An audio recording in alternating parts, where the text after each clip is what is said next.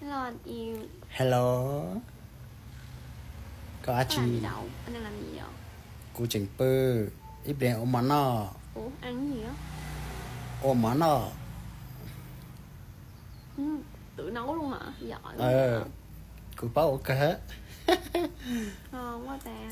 Sao không cho em ăn nữa? Ít đèn. Con nào cũng bự lọ.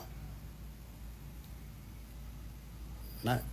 Ăn rồi sao? Em mà biết hả? Anh nấu cơm là em nhịn đói luôn á. Ồ. Có thả được tôi. Cô thả được tôi lọ. Ừ, Chị vậy xí. bữa sau anh nấu cho em ăn nha. Nhớ không? Ok. Ít đèn con mà con nọ nè. Yeah.